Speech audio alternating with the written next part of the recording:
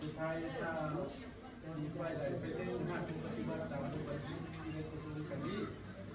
มันต้องได้รับผิดชอบสำนักกฎหมายเราด้วยครอบครัวเกี่ยวกับการกดเทียมก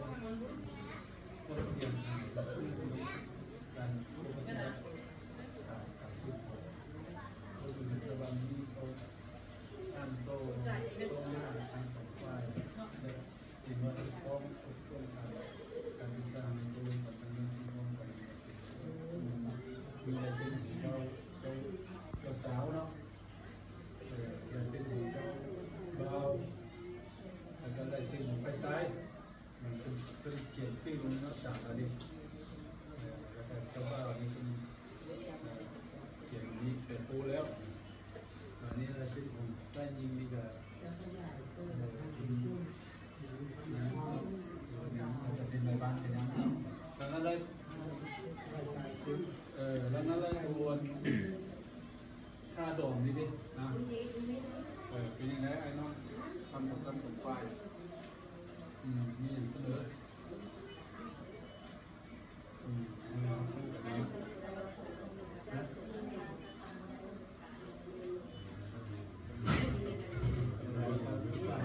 พูดกันนี้แม่พอยอมนะลูกให้เราห้างนี้บอกจับร้านจับเลยแบบพ่อแม่ให้เล่นให้ลูกให้ขึ้นให้เกินหาเงินหาทำให้ได้หลายนะแต่ว่าให้พ่อแม่นี่เอาเงินมาหยองเงินดอกลูกชายนี่ให้มันขึ้นมันเกินให้มันนั่งมันมีสินะให้มันขึ้นแบบว่าเขาหาเงินหาทำใส่ให้มันได้มันบอกเราเป็นเติมให้กันแต่นี่เขาเป็นอย่างนั้นนะให้มันขึ้นเกินลูกเต้านั้นพ่อแม่มีร้านทั้ง2 ร้านก็ใส่หยองใส่เงินดองลูกเต้านี้นะนี่แล้วแม่เลยใจน้อยลูกข้างลูกมีแต่หน้านะถ้าพ่อแม่ว่าอย่างเราคนลูกนี่พ่อแม่ก็ให้ขึ้นให้เกินต่อไปทำมาทานข้างตื้อนี้ตื้อมีให้ลูกซื้อข้างซื้อบุญแม่เราบอกเราก็ที่พูดแม่แก้วนั่นน่ะพ่อกับแม่ฟังเลยค่ะลูกหลานที่ให้เขาขึ้น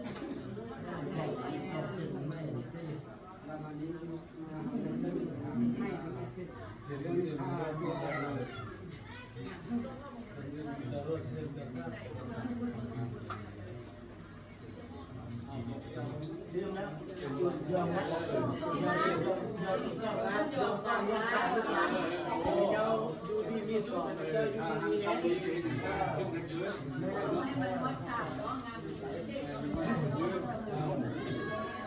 ยอมนะอีก2 นัดพ่อแม่สองครั้งใส่ท้ายมาที่คำว่าโอ้ยบ่ว้าวบ่ลงได้บ่กอบขึ้นกับเป็นเรื่องที่น่าสงสารได้ลงกันเองแล้วมาที่ตาไม่มาแล้วขึ้นมาแล้ว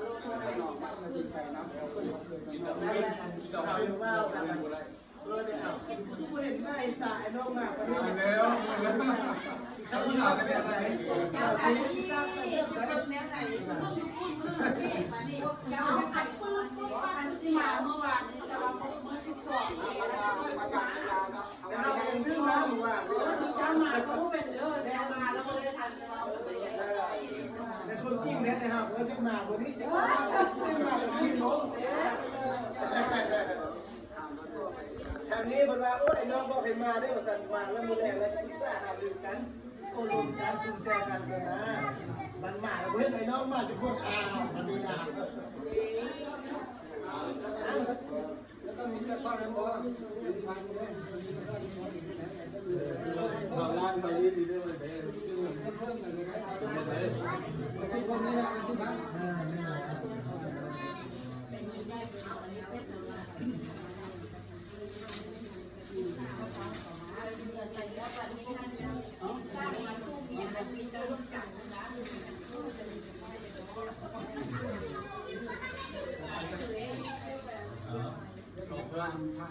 คนยักษ์มีรถยักษ์มีรถอะไร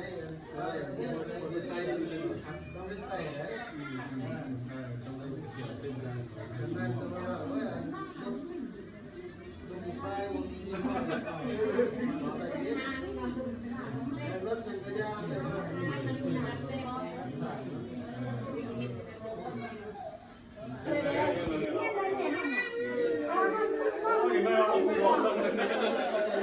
เสียงมันดังมาแล้วไม่ไหมเอาไม่บอกเอาไม่นะมีอะไร ก็โกเกี้ยวเลี้ยงสาวลูกสาวก็คนข้าง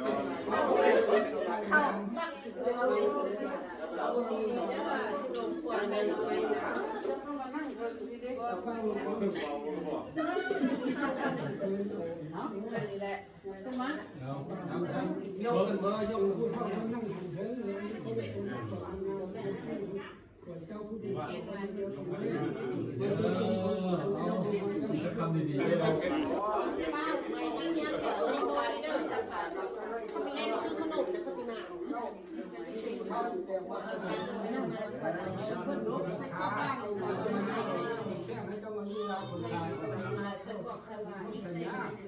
ยังคนมาเท่าอย่างนี้เท่าบางคานั้นวันน้ำไปซื้อให้เท่าขึ้นหาน้ำขึ้นขึ้นรวมเข้าไว้ที่ต้องให้สุขคนที่วันเต็มจะเจ้าให้เป็นผู้มาให้เจ้ามีบุตรสีบุตรตาสุดต้นมีพ่อมีแม่ผู้เชี่ยวชาญต้องมาดูออกกันเจ้าเป็นพ่อปลุกแล้วให้ผู้เลี้ยงมือสมบูรณ์แล้วลูกหน้าให้ลูกได้เป็นอันไม่ควรการเข้ามาทำได้ยังไม่บางสมนาไม่ค่าเข้ายิ่งเทียราคาให้เจ้ามีบุตรเป็นตาลูกชายจะไม่ก็สงสัยให้ได้ผลเห็นของตัวเองไม่ใช่ให้จะทำจะบอกดังนั่งบนที่เราไม่แค่ไว้ในครัวเลยที่นี่จะไม่จะไม่นักแก่คนเยอะก็จะเชิญขวัญเจ้าพร้อมท่านหันสองเรื่องก่อนเลยยังเมื่อจะเป็นข้ามลงรับประเสียงนี่คือแต่ลงรับข้าไม่คนนั้นการชมท่าตัวเต้นควายหางมีท่าภาษาแค่ละเสื้อลักษณะแก้วเต้นแทนเข้ามาเสริมปลูกคนเขาอยู่ข้างฟ้าเดินไก่ก็ให้มาซ้ายดูมันมาบุกเลย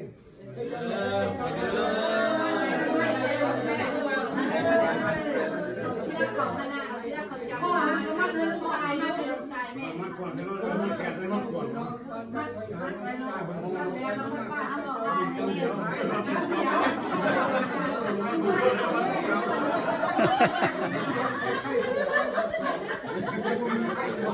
ชิมไปพ่อจะบอกให้พ่อเล่นมาดูให้ให้ก็ไม่เป็นไรเขาใกล้เปลี่ยนเขาสอบถามเราให้เราโดนไม่หมดเลยไว้เราไม่เราไม่เราไม่จะเอาสอบถาม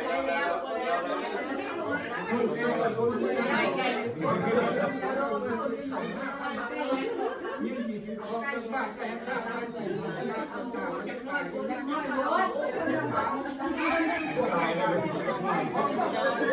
เราเนาะส่วนเราสบาย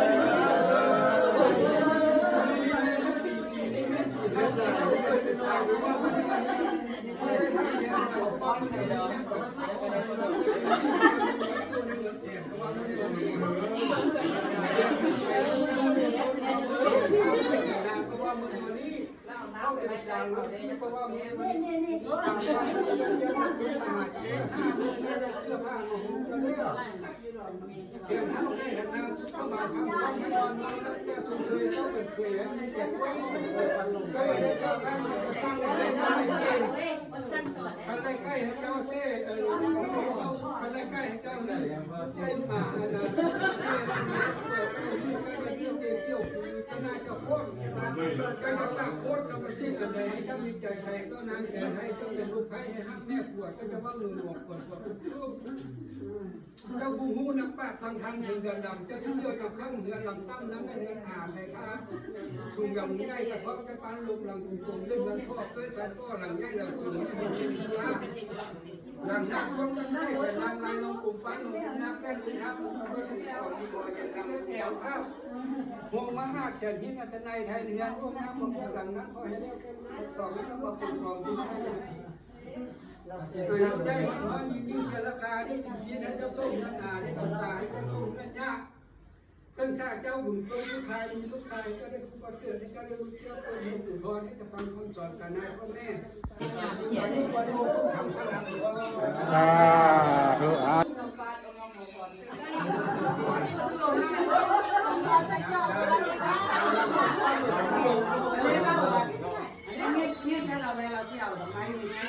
เอาเย็นเล่าให้มาพ่อหน่อยแม่เย็นเล่าให้มาพ่อหน่อยแม่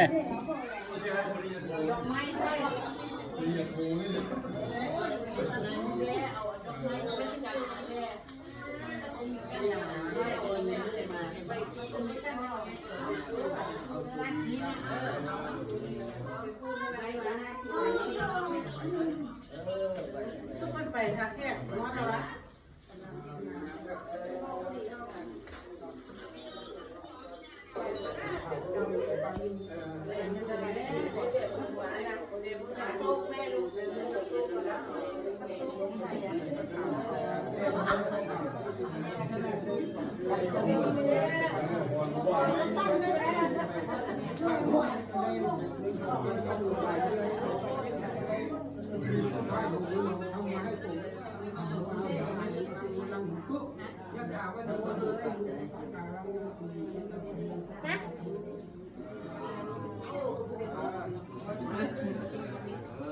เราให้กับคนละน้อยคนละหนึ่งเราคนละจิตคนละนิดเขา คนละจอกเลยคนละจอกเลย ขวดเด้จิตคนละนิดน้อยเอาอันเรามีเขาเลยแก้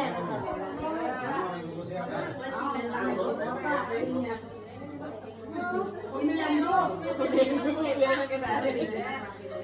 กินคนละคำบอกเพื่อนสายคิดไม่เดียวมีคนอื่นดีเอานั้นมานี่ตัดมาตัดไฟออกแขนไปนั่นดึงให้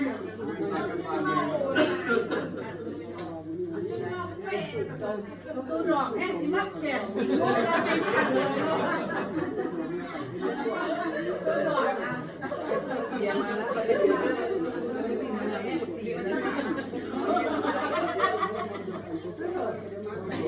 ซึ่งแจ้งถึงแถมมาเป็นก่อนก็ต้องมาห้องสถานที่มาหลายนัดเลยมันเยอะเด้อ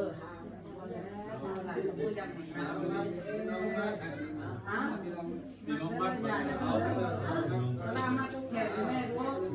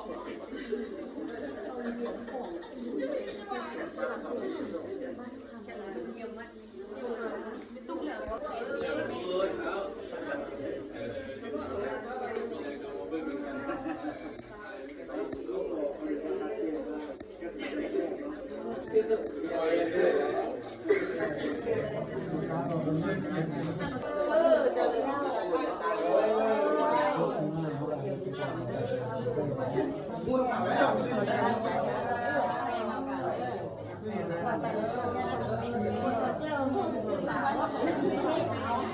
นี่มาเป็นอะไรนะวันนี้นะให้เบิ้งให้เมียใส่บัตรนี้แล้วตัวลูกเจ้าเป็นหัวแก้วแม่ติดบัตรนี้นะเข้ายอดทองกระบอกยอดเด็ดไปมีร่ำรวยสุขภาพแค่นุ่งเป็นยังไงคนเดียวมีเวลามาแก่ไหมล่ามาที่จะไปขายบอกไปได้ขายเลยล่าเหลือล่าขายเมื่อวัน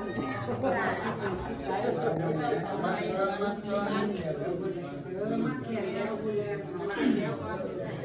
นั่งดีๆล่านั่งดีๆ นักแข่งเด้อเมื่อวันมาเด้อยอมเด้อสาวมาแล้วเหรอออกมา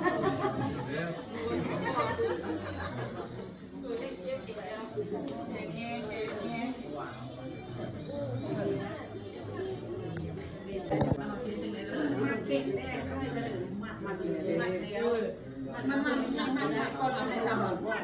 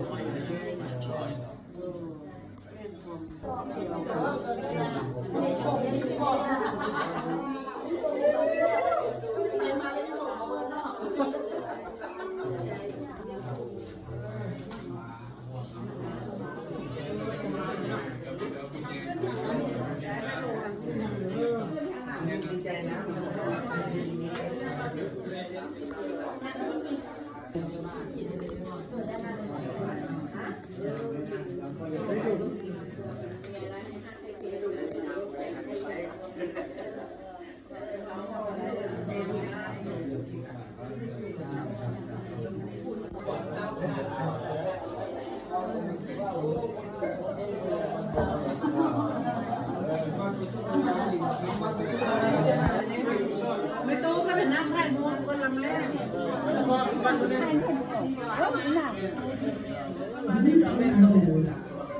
โอเคโอเค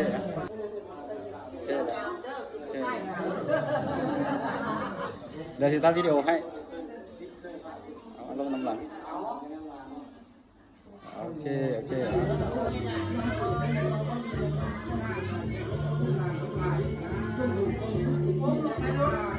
ลงแม่หมอแล้วก็ลงไอ้หมอไม่น่าเลยลงทางบ้านข้าลงทางบ้านผมไม่ทำเลยนะ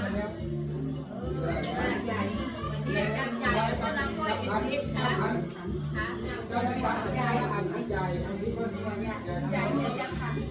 อันที่ใหญ่ไม่เจอจังขันจังขันให้เราจังขันทำเอาก้อนใหญ่ดีก้อนเอาก้อนให้เราก้อนนึงก้อนใหญ่ดีก้อนคุณทำมันไม่เจ้าใหญ่โอ้แม่เลี้ยงใหญ่แม่เลี้ยงลูกเพราะว่าใหญ่ที่ไรให้คุณทายใหญ่ให้เราทำบุญทานที่จัดสรรให้เราเลี้ยงใจครับใช่ใช่ลงมันไหนกัน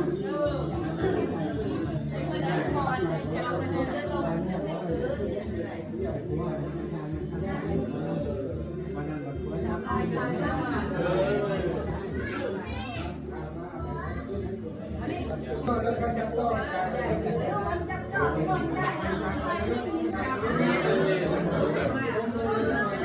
นี่เราไม่นับไปตรงใหญ่ให้ใส่ยายา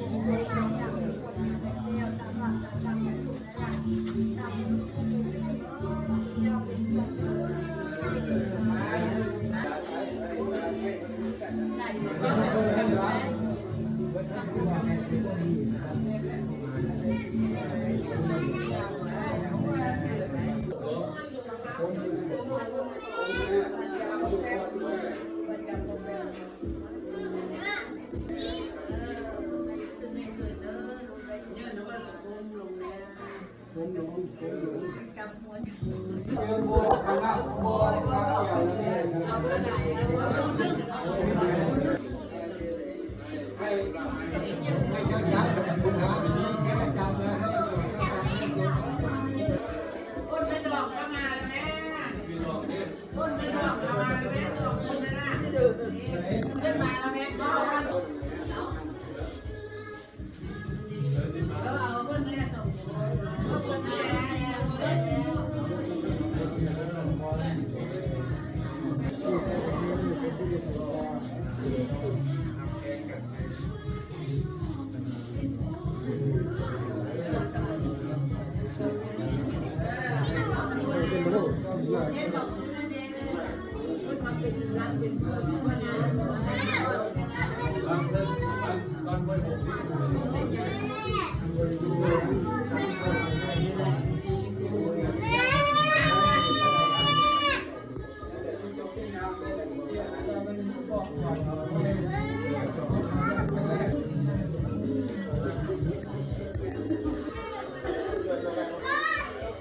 วนตา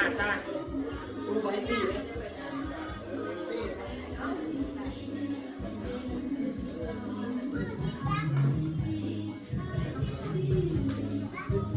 ดอกข้างหลังไม่ดอก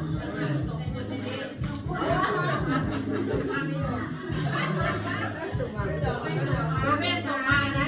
คนเดียวกันเด้พี่น้องกันคนเดียวกันเด้ใช้เงื่อนเดียวกันนี่บอกลูกเคยก็บอกว่าลูกเคยบอก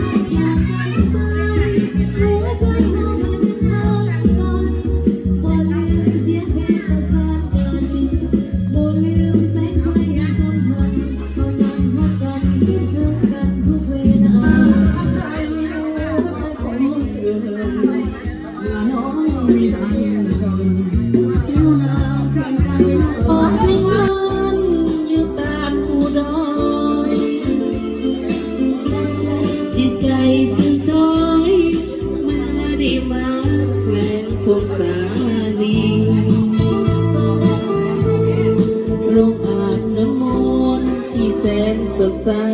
เหมือนอาบน้ำใจสาวของสาลียิ้มเย็นแจ่มใสว่าจะอ่อนหวานสมคำเก่าขานงามแท้วงสาลี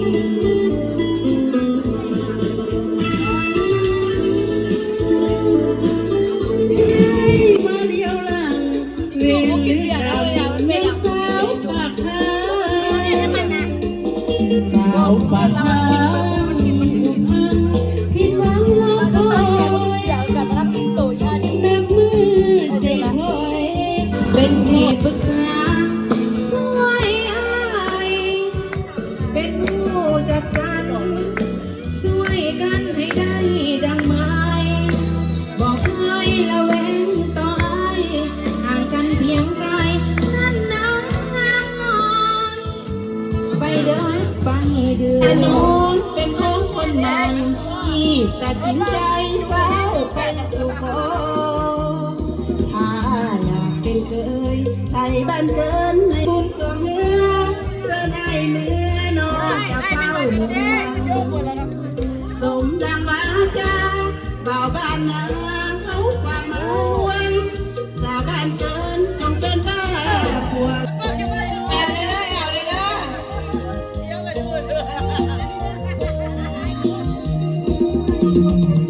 น้อง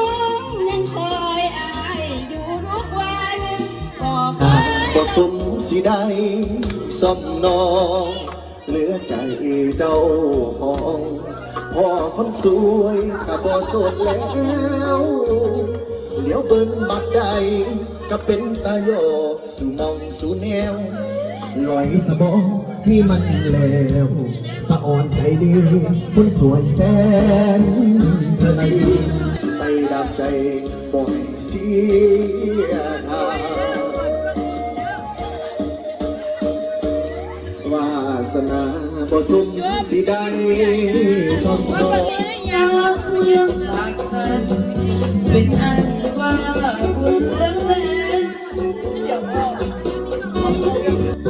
กอำนวยจึงได้พบกันเที่ยวงานคืนนั้น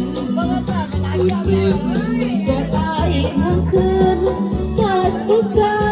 เดี๋ยวพอควรจะสักบาท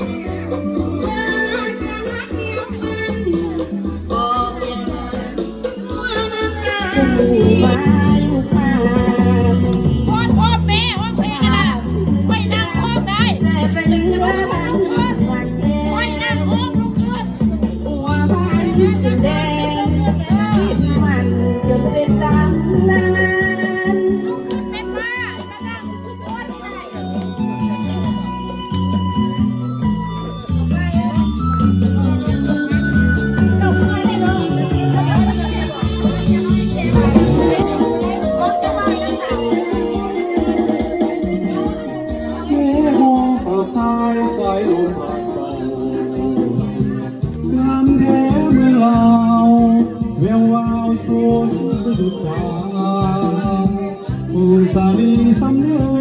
งเต็มเลยสุดวันละนาดวงใจโบกแก้วน้ำตารักภาษามีสุดทางทวงเหตุแผนแดงไหลใจที่อยากฟังน้ำของสั่นภาษาให้จมูกที่มีเสียงฟังในช่วงเป็นเชียงคู่ควรปัญหาเสียแทนขอร้องนวัตกรรมมันคำใจคำมวลทดทนให้ใจไฟฝันสวรรค์นาเขตที่สาละวันตำนานหนึ่งในอยู่เศร้าจำปาเดินขาวสาวเราพี่น้องที่โอ้ใส่กองรวมร้องเงินแทนโนเจ้าตัดตาพี่น้อย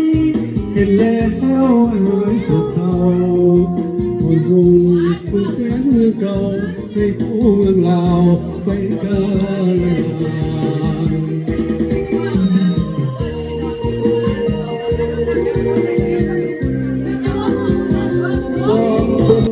กันแล้ว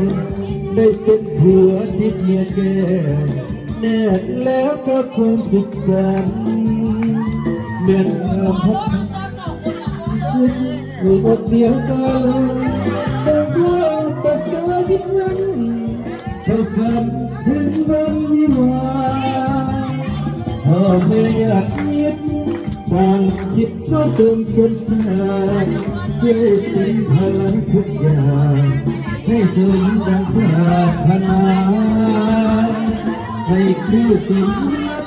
ฉันรักษาดังอุราพ่อแม่เรียนทุกทวนมาตอนก็มาให้อวยพร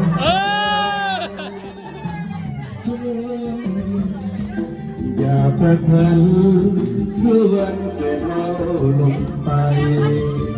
สักสิ่งยังพอเดี๋ยวก่อนไว้มา1 2 3 1 2 3เย้เยี่ยมมาบักเสียดนี่ท่านสอนพร้อมเป็นผู้กำเนิดได้เป็นผู้หัวทิพย์มีแก้วแน่แล้วก็ความสุขสันต์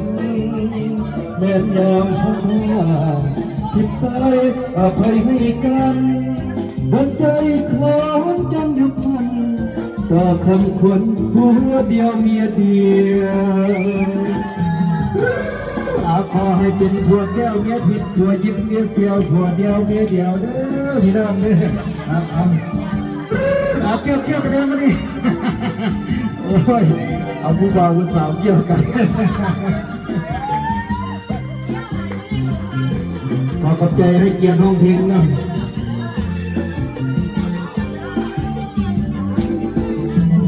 จงเธอหัก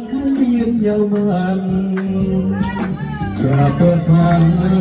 ชั่วมันแก่เท่าลงไปทรัพย์สินเงินทอ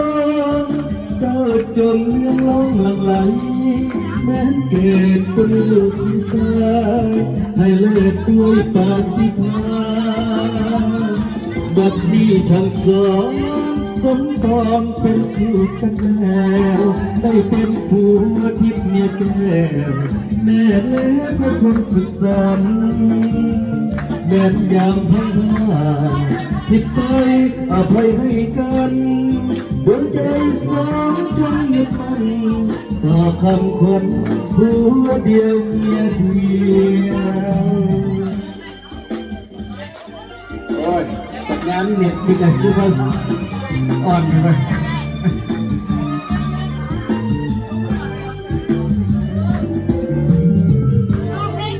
ขอบใจนะขอให้เป็นผัวแก้วเมียทิพย์อยู่ยิบเมียแซวเด้องานให้ทั้งสองงานทุกฝ่ายได้พูดกันว่าผัวเมียผู้แต่งงานมื้อนี้ได้ฮักได้มักกันแท้ขอให้เจ้าบ่าวหอมแก้มเจ้าสาวบัดนี้นับหน้าบัดนี้เด้อนับพัดสามนะหอมเด้อโอ้บ่เคยนับจะเที่ยวเลยนับพัดสามเลยเนาะบ่เป็นนับพัดศูนย์เลยเนาะ1 2 3เอาไหมยังบ่ทันพ่อมาสักเจ้าสาวนี่มันยังอายอยู่ว่าสักบ่ทันได้ดูเจ้าบ่าวนี่ใจห้อนละได้นี่เอาเลยมาดิ1 2 3เสียงจุดนี่คือตั้งคอยแต่นะจุดไม่บอกยังเจ้าสาวได้ป่ะนี่เจ้าสาวก็ไม่ได้ง่อยหน้าผู้ใดว่าสักคนว่าหอมกูก็สิหอมมึงคือกันนะสิเอาเงี้ยมาเด้อ1 2 3ลุกไปบัดหนึ่งพอแล้วนะจบสักนิดก็พอแล้วเจ้าคงลืมแล้วบ่คำเบาลืมกระดนต้นเก่าบนหูทุ่งหญ้าว่าจะขึ้นมาบ้านสวยไอ้ดำนาจิงไหลซองมันคือคนนอนหมุนทับเจ้าน้ำตาไหลยาวในข้าวไม่ไหลเวียนวนจังว่าฟ้าเอ้ยฟ้าห้องลาไอ้ยันน้องเปลี่ยนใจคือฟ้าสั่นฝนเห็นฟ้ายิกคิ้วไอ้ยังเป็นห่วงหน้ามนเห็นฟ้าอุ้มฝนเหมือนมีคนอุ้มน้องเกี่ยวกันเด้อฟ้าอุ้มฝนเหมือนมีคนอุ้มน้องนะอันนั้นใดมันสิมันจะซีนกันยิ้มใส่กันแม่หัวเด้อ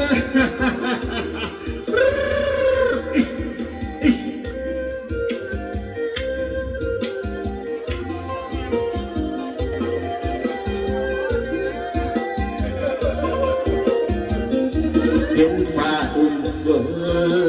เหมือนมีคนอุ้มน้อง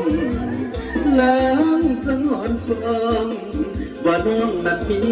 ผู้บ่าวยามเมฆไหลซ้อนเป็นขี้คนนอนหมุนตักเจ้าน้ำตาไหลยาวในข้าวเมฆไหลเวียนบนจังว่าฟ้าเอ้ยฟ้าท้องลา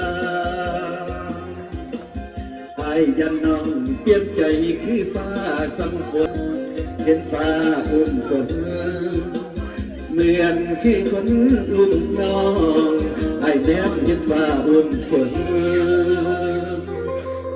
คือดังมีคนมาอุ้มเอาแฟนหายผู้สักมาอยากให้แพ้กับน้ำอยากทำเขาเอ่ยเจ้าข้าเอาใส่น้ำเดิมไอ้ก็ลืมว่าเจ้าหัวใจอายหวังหาได้พบแก้วตาคืนนั้นโดนทำเขาเจอไอ้เสื้อถือลองสวยละวันทั้งรูปงามอยู่กันพอยิ้มก็หวานสาวอัดเงินแท้อาชีพทำนาห่างป่าอยู่กลางสายสาวเมืองสั่งพอเรียกแกของนอกงามนักหนาสาวบ้านอ่างสัมอันนาบ้านโซอร่อยกว่าใจและสาวโอแก่นั่นละแพรเส้นทางรถจอดเป็นจังใดเด้สาวสนอนอย่าลืมอายผ่านทางไกลปากไม่ปากสั่งไว้บนสาวตังน้องอยู่จังใดวันป่วยเมื่อลาดตกใจฝากคำสาบไว้ว่ามาคนดี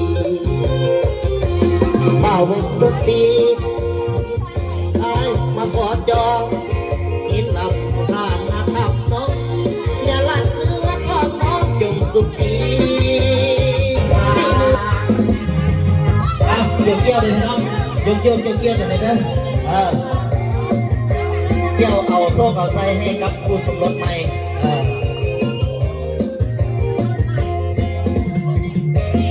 เกี่ยวมันใส่ทางนี้แล้วกลับไปทางเมืองสันทองอยู่ในนครหลวงวิจันทร์ของเขานี่แหละ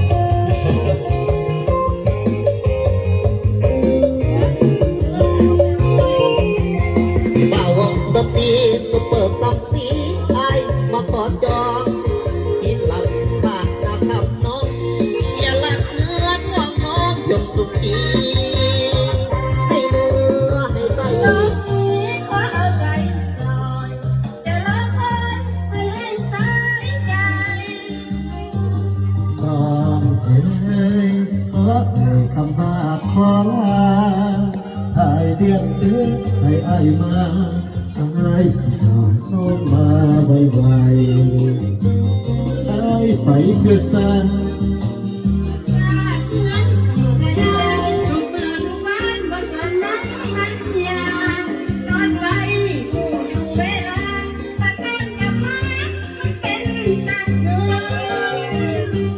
จังเมื่อถึงคืนเมื่อคืนมามองเวลาใจเกี่ยวบนอาบไอ้นอนสองคนสาบานให้ฟ้าอาเตียเกี่ยวส่งเอาใส่เด้อเกี่ยวแล้วมือแรงนี่เอา400 ล้านคันยังได้400 ล้านก็ไปซื้อเห็นไหมเกี่ยวให้กับผู้สมรสใหม่นะ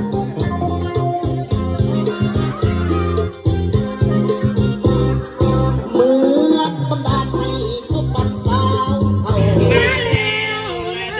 ยจ้า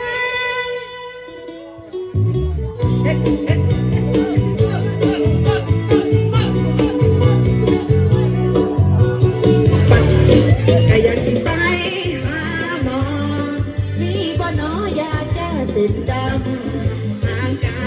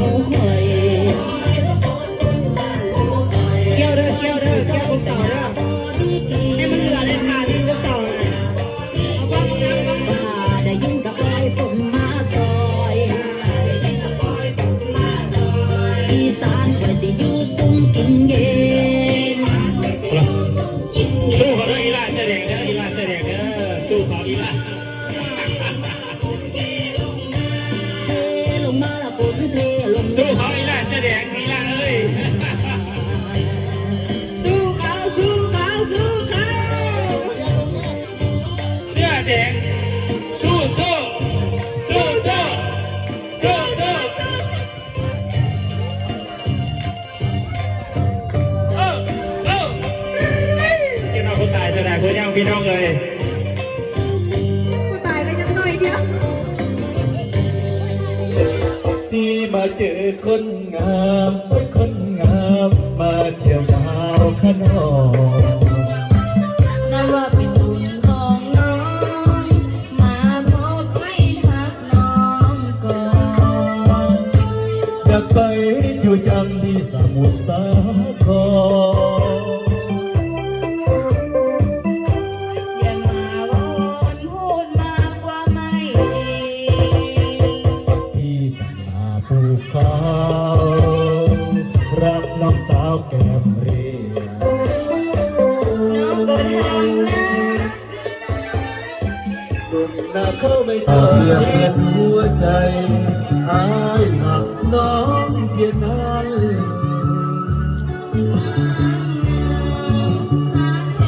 บ่ยอมไปหานี่แหละก็พอ โอ้สาวที่เกิดนี่น้องเอ้ยเกิดในนี้บ่โดนเจ้าดอกอันนาเพราะอายนี่นะเกิดมาเป็นคนทุกข์จนพ่อแม่ของน้องก็ต้องห่วงลูกท้องคนแต่นางนุ่งจนอาโคตรเมื่อคนบนใจ หน้ามนต์อายนี่จนหมดแม่น้องสาว แม่ดอกว่าวใจยังจำไว้ในใจน้องเปลี่ยนไปแล้วลืมแล้วที่เคยสัญญาบอกว่าหาตัวเดียวมาต้องมาเจ็บซ้ำหัวใจไม่ได้